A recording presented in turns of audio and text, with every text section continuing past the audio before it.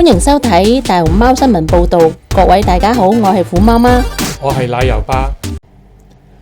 今日帶來一則震驚整個竹林界嘅重大消息。根據植物保育署發出嘅緊急公告，大熊貓界知名搗蛋王細佬，又稱肉肉或者豬肉張，正式被列入植物殺手黑名單，更被民間稱為奇拿 Killer。細佬喺過去7日裏面，已疑似破壞咗27棵竹子、9棵小樹苗、3盆奶爸奶媽新款種下嘅玫瑰花。根據目擊者描述，細佬喺現場一邊哼歌，一邊咬住花瓣，行為囂張，毫無悔意。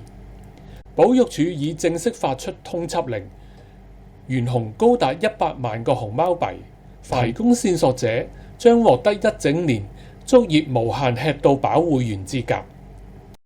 保育署呼籲全港市民，如果你喺公園、森林或者甜竹園附近發現一隻背部有紫色印記、背着小包包、口中還擔住小花嘅小熊貓，請立即致電保育署1234567。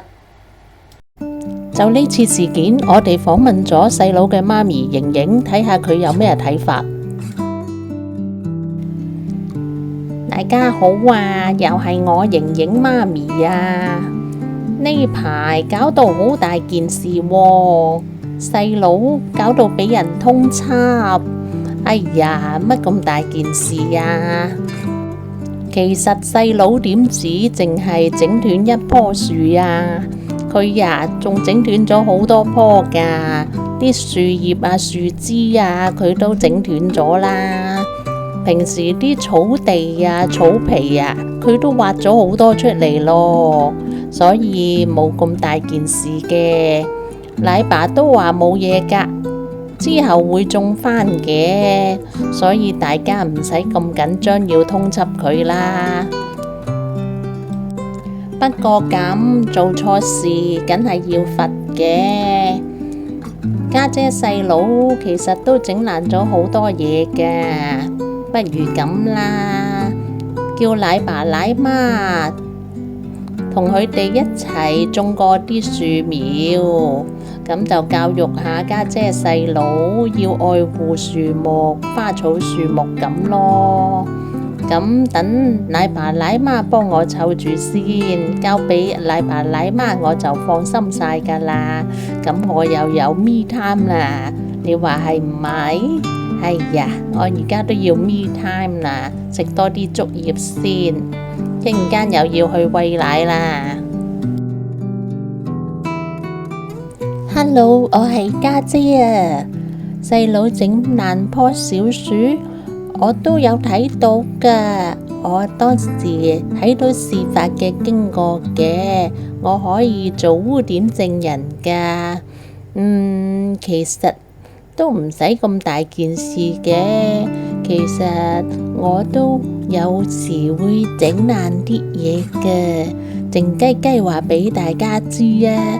我都有鏟過草皮啊，咬爛啲草，咬爛啲葉咁樣嘅。其實奶爸話我哋呢個時候呢，鍾意探索下呢度，好奇心旺盛嘛，所以就鍾意周圍去抄嘢。其實係我哋正常嘅表現嚟嘅，所以大家都唔使咁擔心或者咁緊張啦。